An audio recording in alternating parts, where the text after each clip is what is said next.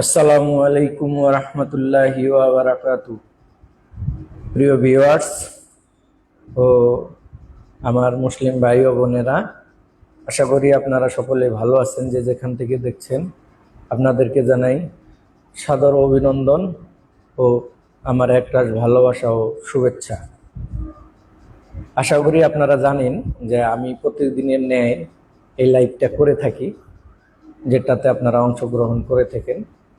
আমরা এখানে আলোচনা করি ইসলামী বিষয় নিয়ে, এবং ইসলামী বিষয়টা হলো পারিবারিক প্রেসক্রিপশন।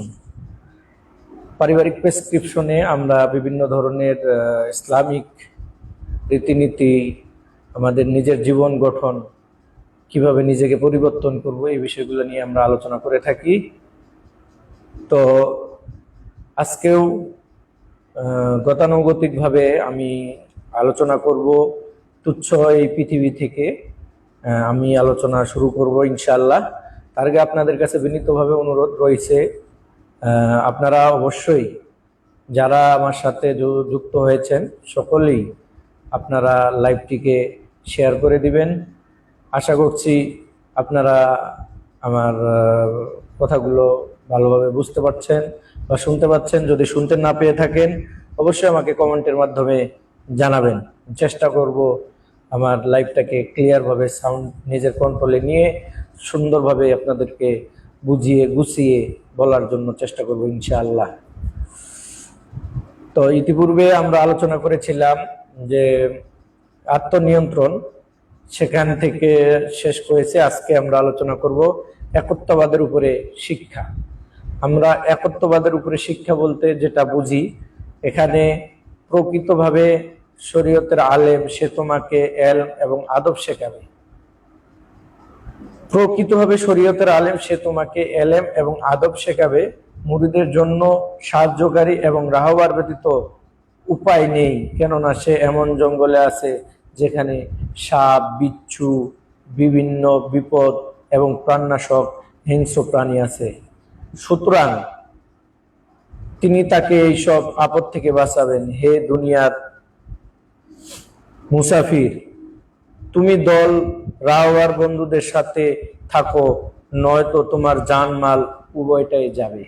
আল্লাহ পাক যে বিষয়টা এখানে ক্লিয়ার করছেন আমাদের জন্য, আমরা দুনিয়াবি ইলমে শিক্ষা যেটা আমাদের দরকার, প্রকৃত শরীয়তের যে শিক্ষা, এই শিক্ষাটা আমরা আমাদের ইলমি শিক্ষার ক্ষেত্রে আমাদেরকে একজন শরীয়তের আলেম উনি ভালোভাবে আমাকে আদব কায়দা সব কিছু শিখিয়ে দিবেন, যেটা আমার জন্য মানে পাথেয় হয়ে যাবে।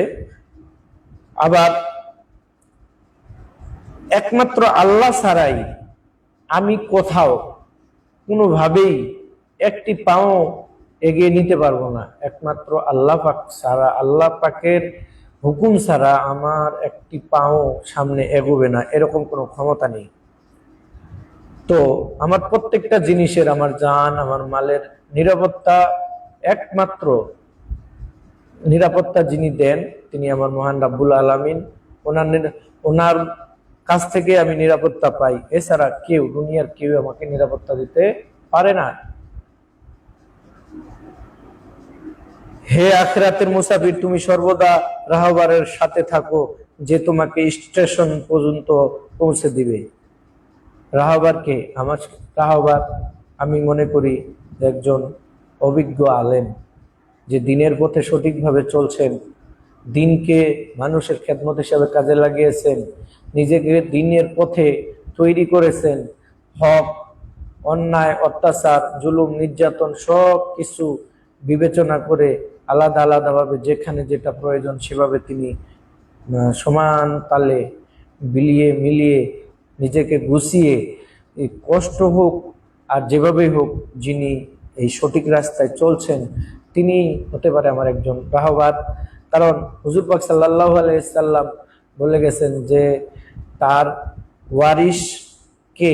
এখন তার ওয়ারিস বলতে আমরা যারা অভিজ্ঞ আলেম, দিনী আলেম তাদেরকেই বুঝি। তারা দিনের খেদমতের দায়ী, এবং দায়ী হিসাবে তাদেরকে নিয়ে আমরা চলছি বা চলবো ইনশাআল্লাহ।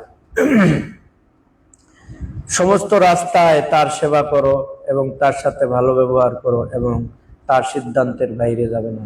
উনি যে বিষয়গুলো নিয়ে আমাদেরকে বলবেন সে বিষয়গুলো আমাদেরকে মানতে হবে, যে বিষয়গুলো উনি নিষেধ করবেন সে বিষয়গুলো আমাদেরকে বর্জন করতে হবে। ইসলাম সম্বন্ধে তার যে ধারণা, তার যে জ্ঞান, তার যে ধ্যান, সেটার উপরেই আমাদেরকে চলতে হবে। কারণ তিনি যা বলেন সম্পূর্ণ মহান রাব্বুল আলামিনের কথাগুলোই আমাদেরকে বলেন এবং শোনান। তিনি তোমাকে আরেকবার নৈকট্যশীল বানাবেন। ধৈর্যশীল হতে গেলে ধৈর্যশীল ব্যক্তির সাথেই চলতে হয়। ধৈর্যশীল ব্যক্তির সাথে চললে পরে বোঝা যায় যে ধৈর্যশীলতাটা আসলে কি জিনিস। আর অধৈর্যশীলদের সাথে চললে বুঝতে পারবেন যে দিন আর রাত তফাৎ এবং পার্থক্যটা কি। সততা, ভদ্রতা, বিজ্ঞতা দেখে তোমার রাস্তার প্রতিনিধিত্ব করবে। তোমাকে দলের সর্দার বানাবেন। হে মূর্খ, আল্লাহর দরবারে তওবা করো, সিদ্দিকিনদের সাথে রাস্তায় চলো এবং তাদের কাজের অনুসরণ করো, আর মুনাফিকদের আনুগত্য করো না। শিক্ষককে আমরা কিভাবে শিক্ষকের মর্যাদা দেব সেটা আমরা এখন একটু জানবো। যে আমি ইতিপূর্বে বলছি যে আমার কাছে যে বইটা আমি আপনাদেরকে পড়ে শোনাই সে বইটা অতীব ছোট বই একটা। এটা শুধু মূল সার সংক্ষেপ যে কথাগুলো সে কথাগুলো এখানে তুলে দেওয়া হয়েছে, যে কথাগুলা থেকে নিজেদেরকে বিচার বিশ্লেষণ করে নিজেদেরকে মিলিয়ে নিতে হবে। সার সংক্ষেপ যে কথাগুলো আমি সেই কথাগুলো আপনাদের জন্য বলার চেষ্টা করছি। প্রিয় ভাই ও বোনেরা, আপনারা অবশ্যই আমাকে সাহস যোগাবেন এবং আমার সাথে থাকবেন, লাইক করবেন, কমেন্ট করবেন, জানিয়ে দিবেন এবং কি আপনার এই মূল্যবান কথাগুলো জানার জন্য আপনার আত্মীয় স্বজন, পাড়া প্রতিবেশী, পরিচিত জনদের মাঝে লাইভটি শেয়ার করে তাদেরকেও আপনি দিনের দাওয়াত দিতে পারেন। তো যাই হোক, আমি কথা না বাড়িয়ে আমি এখন পড়ছি শিক্ষককে আদব করা। কিভাবে আমরা শিক্ষককে আদব করি বা মর্যাদা দেই সে বিষয় নিয়ে আমরা আলোচনা করব। স্বীয় শিক্ষকের সামনে আদবের সাথে থাকো। তোমরা চুপ থাকা বলার তুলনায় অধিক কার্যকর হবে।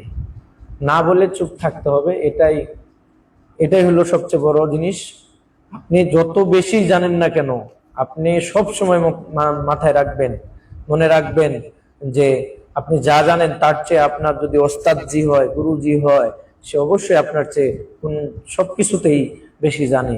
এজন্য আপনারা সর্বদাই চেষ্টা করবেন যে আপনাদের যে ওস্তাদজি আছে, যে কোনো ওস্তাদই হোক না কেন, তাদের সামনে অতিরিক্ত কথা না বলে চুপ থাকবেন। এটা এখানে বলা হয়েছে। কেননা ওস্তাদের অন্তরে জায়গা পাওয়ার একটা মাধ্যম কি? এই যে আমি বললাম চুপ থাকতে হবে, এটাকে বলা হয় হুসনে আদব। এই আদবটার নাম আমরা জানলাম কি? যেটা হুসনে আদব, যেটা তোমাকে নৈকট্যশীল বানাবে। আর বেয়াদবি তোমাকে দূরে নিক্ষেপ করবে। তুমি আদবওয়ালাদের সাথে থাকো, তবেই হুসনে আদব শিখতে পারবে। যখন তুমি শিক্ষকদের প্রতি সন্তুষ্ট থাকবে তবেই হুসনে আদব শিখতে পারবে। যখন তুমি শিক্ষকদের প্রতি সন্তুষ্ট থাকবে এবং তাদের সম্মান করবে, তাদের প্রতি ভালো ধারণা পোষণ করবে, তখনই তুমি হুসনে আদবে শিখতে পারবে। নিয়ামতের শুকরিয়া, আমরা যা ভক্ষণ করি, আমরা যা খাই, আমরা যা পড়ি, আমরা যা করি, আমাদের এই পেটের জন্যই তো আমরা সবকিছু করি।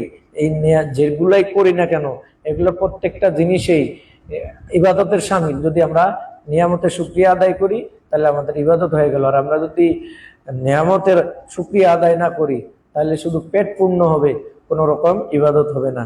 নিয়ামতের শুকরিয়া আদায় করতে হবে, অন্যথায় সেটা তোমার হাত থেকে ছিনতাই হয়ে যাবে। অনেক সময় হারিয়ে যায়, চুরি হয়ে যায়, খেয়ানত হয়ে যায়। এগুলা নিয়ামতের অস্বীকার করার কারণে হয়ে থাকে। মৃত সে নিজের প্রভু থেকে মারা গেল, যদিও সে জীবিত আছে দুনিয়াতে। আসলে দুনিয়ায় জীবিত আছি, কিন্তু আমরা প্রভুর কাছে কি হয়ে গেলাম? মরে গেলাম। কেননা আমরা নিয়ামতকে অস্বীকার করছি, কোন রকম শুকরিয়া আদায় করছি না। এই জন্য বলছেন যে তোমরা নিয়ামতকে শুকরিয়া আদায় করো। এমন জীবন তাকে কি উপকার করবে? আসলে আমরা যদি নিয়ামতের শুকরিয়া আদায় না করি তাহলে নিয়ামত যদি আমরা শুকরিয়া না আদায় করি, আমাদের জীবনে যত কিছুই থাকুক না কেন, কোনো ফায়দা হবে না। নিজের খায়েশাত, স্বাদ ও বাচালতা অর্জন করার মাধ্যমে ব্যয় করে।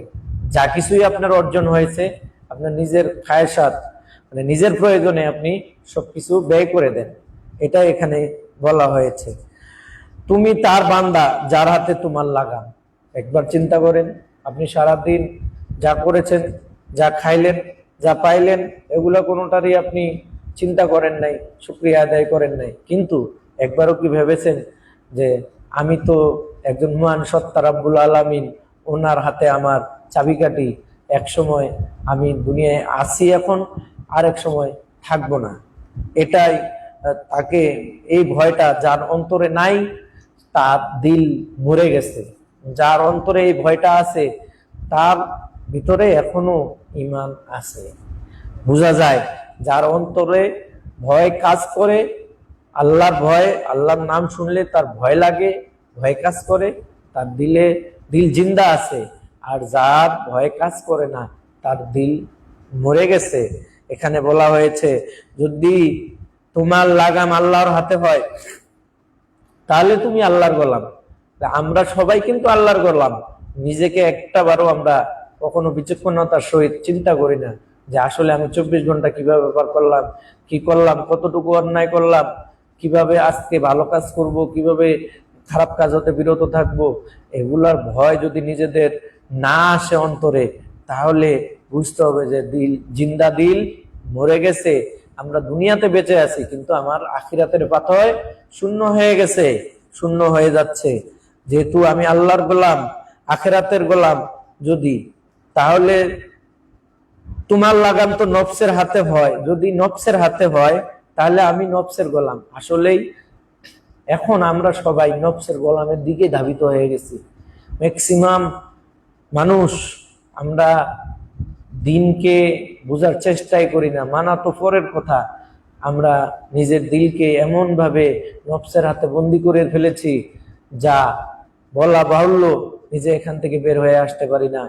নিজেকে সঠিক সংশোধন করে সৎ এবং সঠিক সৎ রাস্তায় নিয়ে আসতে পারি না। কোনো না কোনো অন্যায়ের সাথে জড়িত। 24 ঘন্টায় আমার দিল থেকে আমি আমার নফসকে কন্ট্রোল করতে পারছি না, চিন্তাও করছি না যে কিভাবে আমি কন্ট্রোল করব। এটাই এখানে বলা হয়েছে। যদি তোমার লাগাম মাখলুকের হাতে হয়, তুমি সৃষ্টিজীবের গোলাম। আমরা অনেককে ভয় পাইয়ে থাকি, এখানে সেটাই বলা হয়েছে। যদি তুমি মাখলুক মানে কি, আমরা যে মানুষ, আল্লাহর আশরাফুল মাখলুকাত হিসাবে, সৃষ্টির সেরা জীব হিসাবে আমরা চিন্তা করি, আমরা যদি মানুষের ভয়ে থাকি সব সময়, আমার কি হবে, আমাকে কি করবে, আমাকে কি করবে, আমি কি করব, আমাকে তো মেরে ফেলবে, এটা করবে সেটা করবে, এই চিন্তায় যদি আমি সারাক্ষণ ভয়ে ভয়ে থাকি, তাহলে বুঝতে হবে যে আমি আল্লাহর ভয়কে কখনোই মনের ভিতরে ঢুকাই নাই। আমার দিল, আমার আত্মা নফসের হাতে কন্ট্রোল হয়ে গেছে, যেটা মানুষের হাতে তুলে দিয়েছে। মানুষের ভয়ে আমি সব সময় চুপ থাকি, কিছু বলি না, কথা বলি না, সৎকে সৎ, হককে হক বলি না। এজন্য আমার দিলটা মরে গেছে। আমি জীবিত কিন্তু আমার আখিরাতের পাথেয় শূন্য হয়ে যাচ্ছে। আমি কোনো রকম পাথর সামান তৈরি করতে পারছি না। এখন আমি আপনাদেরকে বলবো, আপনার লাগাম কার হাতে রাখবেন? আপনার মানুষের হাতে রাখবেন, না নফসের হাতে রাখবেন, নাকি আল্লাহ পাকের মহান রাব্বুল আলামিনের হাতে রাখবেন? তোমরা অধিকাংশই দুনিয়ার অন্বেষণকারী। সত্যিই তো আমরা দিনের চিন্তা না করে আমরা দুনিয়ার চিন্তা করি। আজকে সকাল থেকে সন্ধ্যা পর্যন্ত কি খেলাম, আগামীকালকে সকালে কি খাবো, আল্লাহ পাক ইতিপূর্বে আমি আপনাদেরকে শুনিয়েছিলাম যে আমরা এই বিষয়টা নিয়ে কখনোই চিন্তা করব না যে আজকে আমি সারাদিন কি খাইলাম, আগামীকালকে কি খাবো। রিজিকের মালিক একমাত্র মহান রাব্বুল আলামিন, উনি ভালো জানেন আগামীকাল সকালবেলা আমার জন্য উনি কি ফায়সালা দিয়েছেন। এই জন্যই তো আখিরাতের অন্বেষণ আমরা খুবই কম করে থাকি। আমি আপনাদেরকে জোর অনুরোধ করব পাথরের সামান তৈরি করার জন্য। আখিরাতের দিকে ধাবিত হচ্ছি, আমাদেরকে অবশ্যই সামান তৈরি করতে হবে। দুনিয়াতে আসছি, দুনিয়া থেকে আবারও আমরা চলে যাব। এটুকুই আমার এখানে নিয়ামতের শুকরিয়ার বিষয়ে আলোচনা। ইখলাসের ভাষায় কথা বলো। ইখলাস লোকদেরকে এলেম এবং আমল এবং ইখলাসের ভাষায় কথা বলো। এলম থাকতে হবে, আমল থাকতে হবে এবং আদব ইখলাস থাকতে হবে। আমল ছাড়া এলেম মুখ থেকে বের করো না। আমি কি বললাম? আমল ছাড়া এলেম থাকলেই হবে না, এটার উপরে আমল থাকতে হবে। আমল থাকলে হবে না, আদবের সহিত ইখলাসের সহিত কথা বলতে হবে। এখন আমল ছাড়া আমি এটা আমল করি না, আমি যদি আরেকজনকে বলি, সে কখনো মানবে না, এটা তোমাকে উপকৃত করতে পারবে না। আসলে এই বিষয়টা আমরা অনেকেই ভালো ভালো কথা বলতে পারি কিন্তু নিজে মানি না। এটা থেকে আমাদেরকে বের হয়ে আসতে হবে। অবশ্যই ভালো কথা বলতে গেলে আগে নিজেকে ভালো কথা বলতে হবে, ভালোভাবে জানতে হবে, ভালোভাবে বুঝতে হবে, আদবের সহিত কথাগুলোকে নিজে মানবো, তারপরে অন্যকে বলবো, মানানোর জন্য চেষ্টা করব, এটা আমাদের জন্য উপকার হবে। নবী সাল্লাল্লাহু আলাইহি ওয়াসাল্লাম বলেন, এলেম আমলকে ডাকে, এলেম আমলকে ডাকে, যদি সে আমল ডাকে আসিয়া যায় তবে এলেম দাঁড়িয়ে যায়। এখানে বুঝার বিষয় কি বলছেন নবী করিম সাল্লাল্লাহু আলাইহি ওয়াসাল্লাম বলেন, এলেম আমলকে ডাকে, এলম আমলকে ডাকে, যদি সে আমল ডাকে আসিয়া যায় তখন কি হয়? এলেম দাঁড়িয়ে যায়। এলেম তার মানে আমল হলো অনেক বড় জিনিস, এলেমটা সবচেয়ে ছোট জিনিস। আমলটা আগে, যদি আপনি এলেম যেটুকু শিখেছেন সেটার উপরে যদি আমল পর্যাপ্ত পরিমাণে করতে পারেন, তাহলে আমল যত বেশি হবে, এলেম আপনার কম, আপনি যেটুকু জানছেন সেটার উপরে যদি আপনি দাঁড়াতে পারেন, ইনশাআল্লাহুল আজিজ আপনি একদিন না একদিন এটার উপর সফল কাম হবেন। আমলের অহংকার করো না। আপনি অনেক জানেন, অনেক কিছু বুঝেন, অনেক কিছু পারেন, এটা নিয়ে আপনি কখনো অহংকার করবেন না। ইতিপূর্বে আমি বলছি যে অহংকার আল্লাহর চাদর, এটা নিয়ে আমরা মাখলুক কখনো এটাকে নিয়ে টানতে পারি না। আমরা কথায় কথায় অনেক ধরনের অহংকারী কথাবার্তা বলে ফেলি। আল্লাহ পাক এই অহংকার থেকে আমাদেরকে ক্ষমা করুক, আমাদের সঠিক বুঝ দান করুক। আর যে ব্যক্তি অহংকারী হয় সে আল্লাহর দৃষ্টি হতে অনেক দূরে সরে চলে যায়। দেখেন, আমি বলছি যে এই অহংকার নিয়ে ইতিপূর্বে আমি আলোচনা করছি, আমারও আবারও ইচ্ছা আছে আমি বিস্তারিত এই অহংকার নিয়ে একটা লাইভ করবো ইনশাআল্লাহ। এখানে সবিস্তারিত আমি সবকিছু সংগ্রহ করে আপনাদের কাছে আবারও তুলে ধরবো, চেষ্টা করবো ইনশাআল্লাহ। তো আমি একটা রিকোয়েস্টই করব, আপনাদেরকে বিনীতভাবে জানাবো যে আমরা কখনো অহংকারী হব না, আমরা বিনীত নম্রভাবে চলার চেষ্টা করব। এই যে আমি কখনোই বলি না যে আমি এটা পারি সেটা পারি, তবে আমি একটা জিনিস বলি, আমি সবচেয়ে নিকৃষ্ট দুনিয়ার মধ্যে পাপিষ্ট গুনাহগার গোলাম। আমার চেয়ে আর পৃথিবীতে কেউ হয়তো নিকৃষ্ট গুনাহগার গোলাম আসে নাই, আল্লাহর বান্দা আসে নাই। আমি কখনোই ভালো হতে পারিনি। আমার গুনাহ এমন গুনাহ, আল্লাহ বলেছে যে নিজের গুনাহকে তুমি নিজে ভাবো। এটা বললাম যে আমি সবসময় নিজেকে ভাবি যে আমি একজন গুনাহগার বান্দা, আমার চেয়ে নিকৃষ্ট গুনাহগার আর পৃথিবীতে নেই।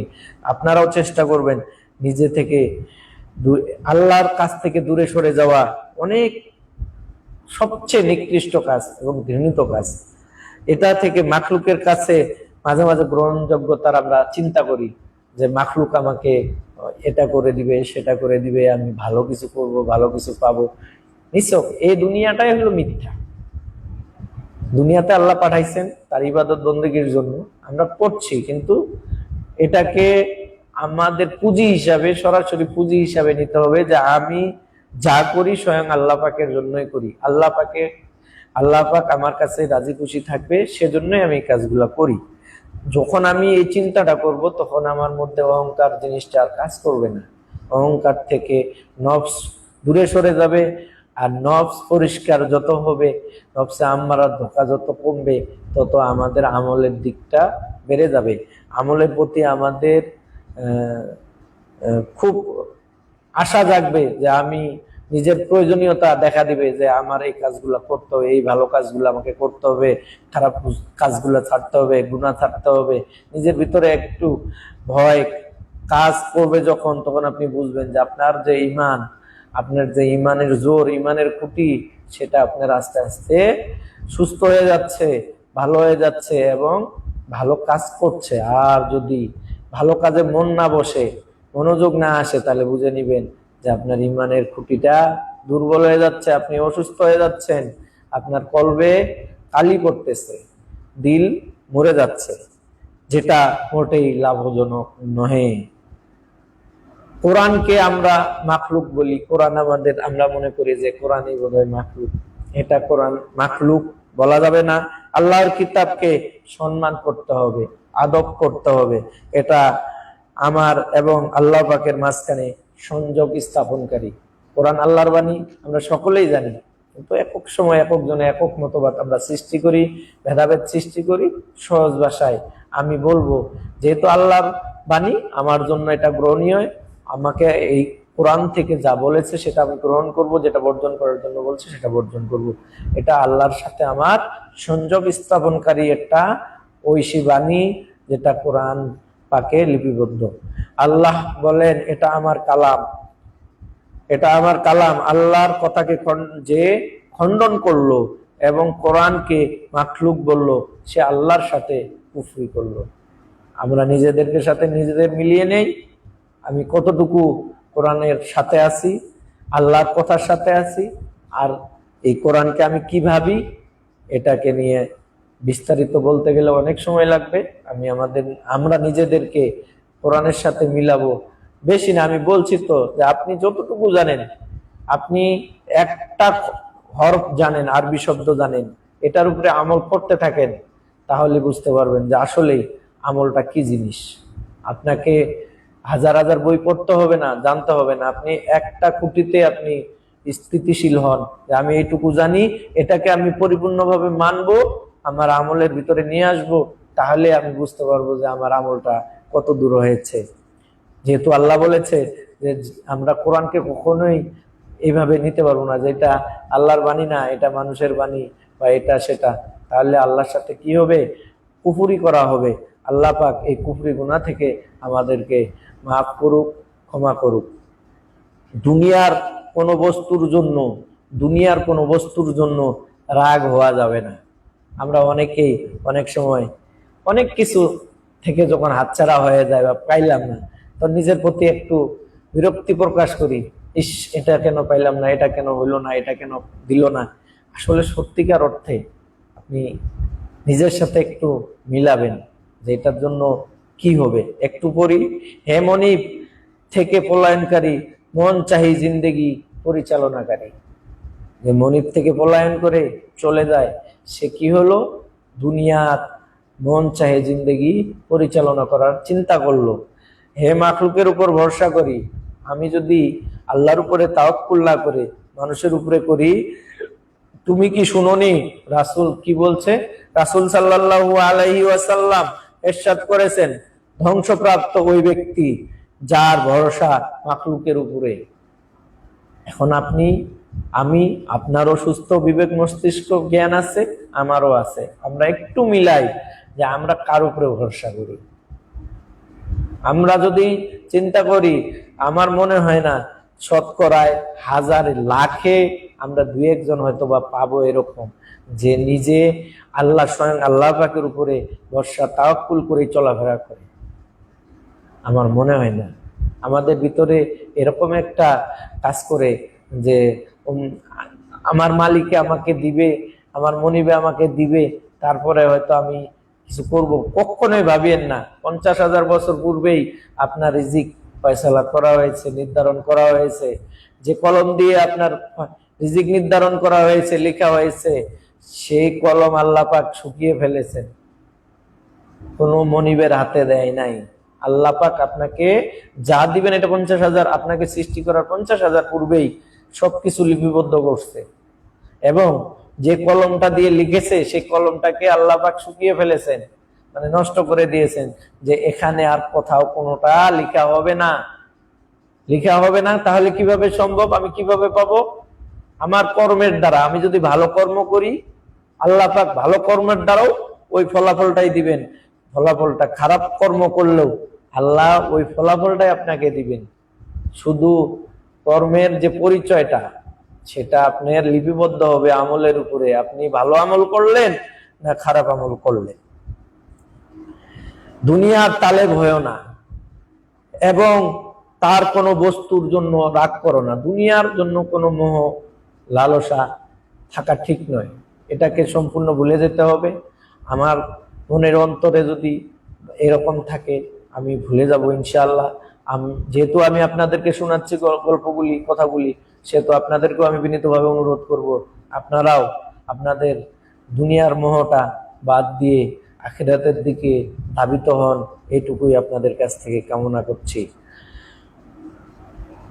যেহেতু আমি যদি কোনো লোভ লালসা, দুনিয়ার কোনো জিনিসের উপর লোভ লালসা করি, তাহলে আমার কি হবে? রাগ বেড়ে যাবে। ওই বস্তুটা যদি আমি না পাই, হিংস্রতা, ক্রোধ, এগুলো আমার শরীরে চলে আসবে, যেটা আমার জন্য অন্তরকে ধ্বংস করে দিবে। ভালো আত্মাটাকে আস্তে আস্তে আস্তে আস্তে এটাকে শেষ করে দিয়ে খারাপ আত্মায় পরিণত করবে। ভালো কাজে মজা আসবে না, খারাপ কাজ বেশি বেশি হবে। যেমন সিরকা মধুকে খারাপ করে দেয়। দিনী ভাই ও বোনেরা, চেষ্টা করছি আপনাদেরকে এই কথাগুলো বোঝানোর জন্য। আরেকটা বিষয় যেটা এখন আলোচনা হবে, তৌবা, ইস্তেগফার করা, তৌবা করা এবং এটার উপরে অটল থাকা। যে কোনো কাজে আপনি অন্যায় করে ফেলেছেন, যখনই আপনি অন্যায় করেছেন তাৎক্ষণিক যদি আপনার মন থেকে সায় দেয় যে আমার দ্বারা এই কাজটা অন্যায় হয়ে গেছে, এটা আল্লাহ পাকের কাছে গ্রহণযোগ্য নয়, আল্লাহ আমার উপর বেজার হবেন, তাহলে আপনি বুঝে নেবেন আপনার দিল জিন্দা আছে, আপনার ঈমান এখনো তাজা আছে। যদিও ঈমান দুর্বল থাকে, আপনাকে সায় দিচ্ছে যে কি তুমি সঙ্গে সঙ্গে তওবা করে নাও। তোমাকে তোমার দিল নাড়া দিচ্ছে, তোমার ব্রেনকে সেন্স দিচ্ছে, তোমার হার্টকে বলতেছে যে তুমি দ্রুত কি করো, যে আল্লাহর কাছে পানাহ চাও, তওবা করো। তওবা করতে হবে, যে অন্যায়টা হয়েছে সে অন্যায়টা আর আমি করব না। এই অন্যায় যাতে আমার দ্বারা কোনোদিন না হয় সেটা নিয়ে আমি সবসময় অটল থাকব। এটাই হলো মহত্ব। যেমন বৃক্ষ লাগানো কোনো মহত্ব নেই। আপনি একটা গাছ লাগাইলেন, এটা কোনো বীরত্ব নয়, মহত্ব নয়। কিন্তু বৃক্ষ যখন ফল ধরবে, এটাই হলো মহত্ব, যে আপনি ফল ধরাতে পেরেছেন, গাছ লাগাইছেন, পরিচর্যা করছেন, যতক্ষণ পর্যন্ত ফল না আসছে ততক্ষণ পর্যন্ত এটাকে বীরত্ব বা মহত্ব বলা চলে না। কিন্তু আপনি যখন ফল আসলো তখন আপনার কাছে ভালো লাগবে যে না, আমার গাছ থেকে আমি এখন ফল পাচ্ছি। ঠিক তওবা এমন একটা জিনিস, আপনি যত অন্যায় করবেন, আপনার যদি দিল জিন্দা থাকে তাহলে আপনার অন্যায় হওয়ার সাথে সাথেই আপনার দিল আপনাকে চেঞ্জ দিয়ে দিবে, আপনার ব্রেনকে বলবে যে তুমি তওবা করে ফেলো, তুমি কাজটা গর্হিত কাজ করছো, অন্যায় কাজ করছো। আর যদি আপনার দিল আপনাকে সাড়া না দেয়, সেন্স না দেয়, আপনার ব্রেনকে না বলে, যদি সংকেত না আসে আপনার শরীরে, তাহলে আপনি বুঝে নেন আপনার অবস্থান কোথায়। আপনাকে অবশ্যই বেশি বেশি এই জন্য ইস্তেগফার করা, 24 ঘন্টায় আপনি ইস্তেগফার করবেন। যে যত ইস্তেগফার করবে আল্লাহর প্রিয় এবং মাহবুব বান্দা হয়ে যায়। আমি আপনাদেরকে এটুকু রিকোয়েস্ট করব যে আমি এটাকে নিয়ে সবসময় চেষ্টা করি বিনীতভাবে। আমি যতক্ষণ ফ্রি পাই, মুখটা জবান ফ্রি থাকে, একটু হলেও চেষ্টা করি। সবসময় হয়ে ওঠে না, তারপরও আমি চেষ্টা করি। কারণ এই ইস্তেগফারের এগেনস্টে আবার আল্লাহ তার রিজিকের ফয়সালা রেখেছেন। এটা অনেকেই হয়তো জানেন না, জানলে আরো ভালো মানার চেষ্টা করবেন। যে বেশি যত ইস্তেগফার করবে, আল্লাহ তার জন্য রিজিকের যে অন্বেষণ, আমরা যে তালাশ করি দুনিয়াতে, যে আমার এটা লাগবে, সেটা লাগবে, ওটা করব, সেটা করব, আল্লাহ বলছেন তোমার 50,000 বছর আগে আমি তোমার রিজিক ফয়সালা নির্ধারণ করে দিয়েছি, লিখে ফেলেছি, ওইটাই তুমি পাবা। কিন্তু যেমন আমাদের 50 ওয়াক্ত নামাজ 5 ওয়াক্তে চলে আসছে, আল্লাহ কিন্তু আমাদেরকে 50 ওয়াক্তেরই নামাজের নেকি দেন। তো ঠিক তদ্রূপ আল্লাহ বলছেন যে আমি 50,000 বছর পূর্বে তোমার নিয়ামত, তোমার রিজিক তৈরি করেছি, কিন্তু এটার আমি বরকত বাড়িয়ে তোমার আমলের উপরে, তোমার আমলগুলোর উপরে আমি বরকত গুলা কি করি, 1 থেকে 10, 10 থেকে 700 পর্যন্ত বাড়িয়ে দেই। তাহলে আমরা সর্বদাই সর্বহালতে যতক্ষণ পারবো এমন একটা যে তওবার ইস্তেগফার, যে আস্তাগফিরুল্লাহ আস্তাগফিরুল্লাহ আস্তাগফিরুল্লাহ, এটা বললে আমার কাজের কোনো ক্ষতি হচ্ছে না। হয়তো আমি কারোর সাথে কথা বলছি, সেক্ষেত্রে মুখ হয়তো বন্ধ হয়ে গেল, কথা বললো, অন্তরে জিকির যে চালু করতে পারবে সেই প্রকৃত মহান মানুষ, তাকেই মানুষ বলা চলে।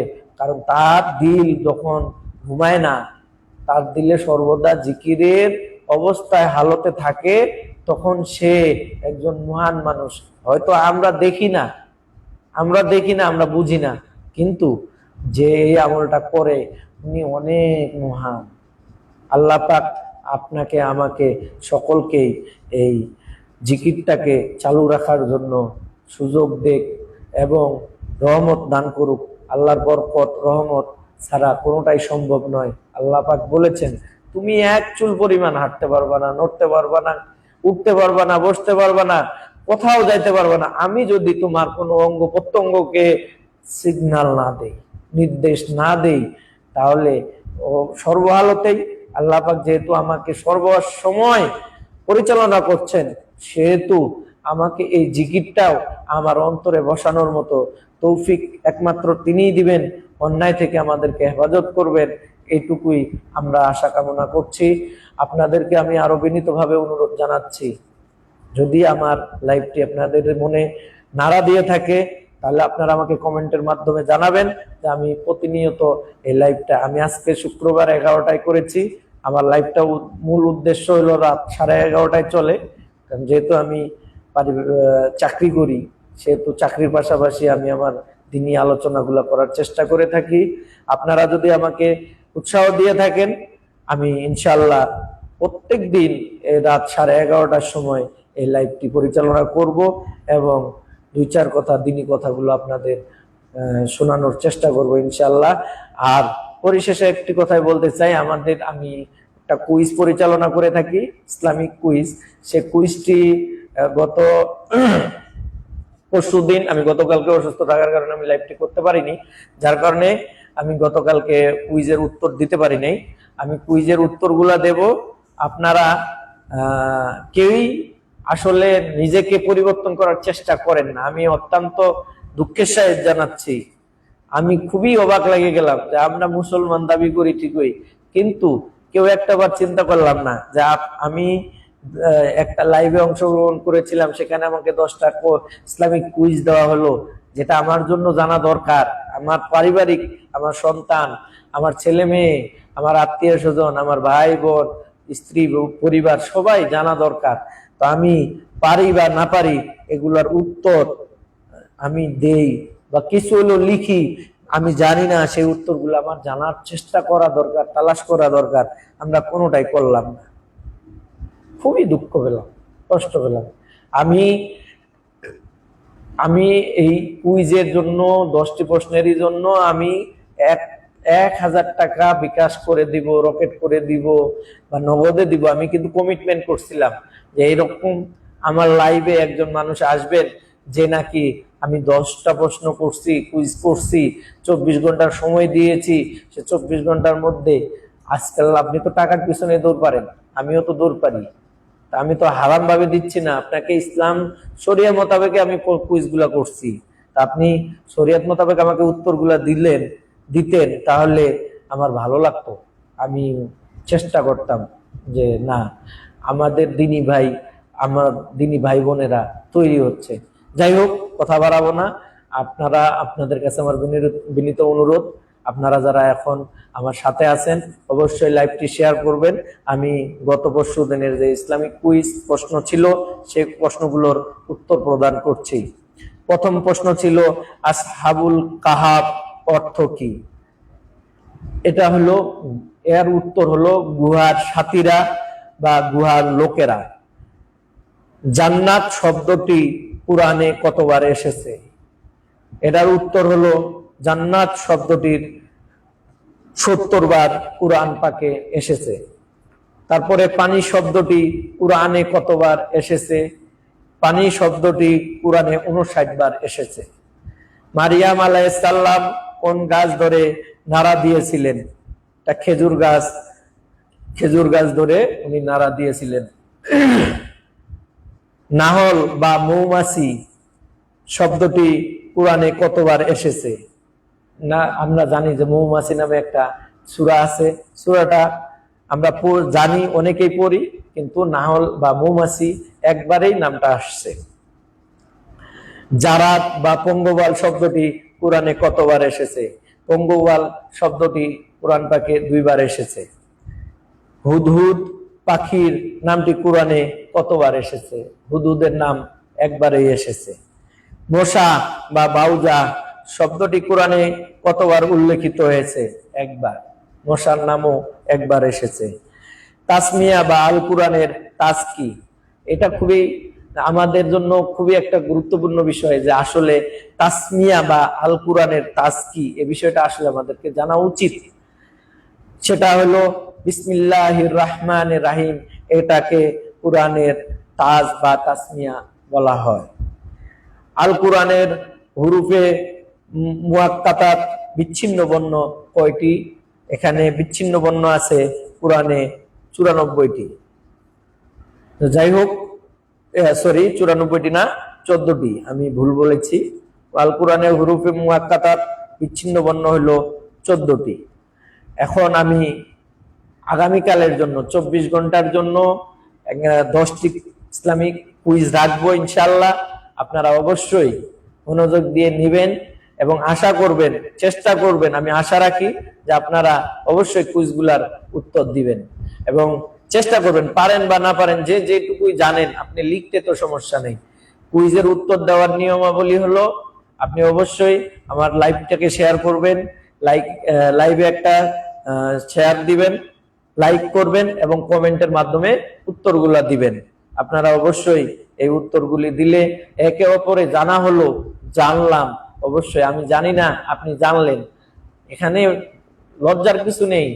দুনিয়াতে দুনিয়াদারি করতে গিয়ে লজ্জা পাওয়ার কোনো কারণ নেই, কাউকে ভয় পাওয়ার কোনো কারণ নেই। আল্লাহ পাক আপনাকে আমাকে, যে রাস্তায় পাগল দেখেছেন কখনো? আমি দেখি রাস্তার পাগল কিন্তু চলে, খায়, ফিরে, কাউকে ভয় পায় না, একমাত্র আল্লাহ পাককেই ভয় পায়। অতএব আমরাও সেটাই করব, যে আমরা মানুষকে ভয় না পেয়ে নিজেকে আল্লাহর রাস্তায় বিলিয়ে দিব, সফিয়ে দেব, এইটুকুই চাওয়া। তার কথা না বাড়িয়ে আমরা আগামীকালের জন্য কুইজ নেই। প্রথম কুইজ হলো আয়াতুল কুরসি কোন সূরার কত নং আয়াত? আয়াতুল কুরসি কোন সূরার কত নম্বর আয়াত? 2 নম্বর কুইজ হলো কুরআনের কোন সূরায় বিসমিল্লাহ 2 বার আছে? আবার বলি, কুরআনের কোন সূরায় বিসমিল্লাহ 2 বার আছে? 3 নম্বর প্রশ্ন, আন-নাজদাইন দ্বারা কি উদ্দেশ্য? আন-নাজদাইন দ্বারা কি উদ্দেশ্য? 4 নম্বর প্রশ্ন, কাবা অভ্যন্তরে কোন আয়াত নাজিল হয়? কাবার অভ্যন্তরে কোন আয়াত নাজিল হয়? 5 নম্বর প্রশ্ন, আল্লাহ ঘুমকে কি বলেছেন? আল্লাহ ঘুমকে কি বলেছেন? 6 নম্বর প্রশ্ন, কুরআনে দিনকে কি বলে অভিহিত করা হয়েছে? কুরআনে দিনকে কি বলে অভিহিত করা হয়েছে? 7 নম্বর প্রশ্ন, আল কুরআনে মোট রুকু কয়টি? আল কুরআনে মোট রুকু কয়টি? 9 নম্বর প্রশ্ন, আল কুরআনে মোট ওয়াকফ বা বিরতি চিহ্ন কতটি? আল কুরআনে মোট ওয়াকফ বিরতি চিহ্ন কতটি? আল কুরআনে আল্লাহ শব্দটি মোট কত জায়গায় আছে? আজকে এই পর্যন্ত এই 10টি কুইজ খুবই গুরুত্বপূর্ণ আপনার জন্য, আমার জন্য জানার এবং মানার। দুইজনই উভয় নিয়তে যদি আমরা চিন্তা করি, জানতে পারবো এবং মানার চেষ্টা করব ইনশাআল্লাহ। আজকে আর কথা না বাড়িয়ে এই পর্যন্ত, আশা করছি আগামীকাল ঠিক আপনাদের সাথে দেখা হবে রাত 11:30টায়। এর মধ্যে আপনারা অবশ্যই কুইজগুলোর উত্তর যদি দিতে পারেন, 10টি কুইজের উত্তর যদি আপনারা দিতে পারেন, অবশ্যই অবশ্যই আপনার মোবাইলে বিজেতাদের মধ্যে থেকে একজনের নাম্বারে 1000 টাকা অবশ্যই দেওয়া হবে। এই পর্যন্তই শেষ করছি। আল্লাহ হাফেজ। আসসালামু আলাইকুম ওয়া রাহমাতুল্লাহি ওয়া বারাকাতুহু।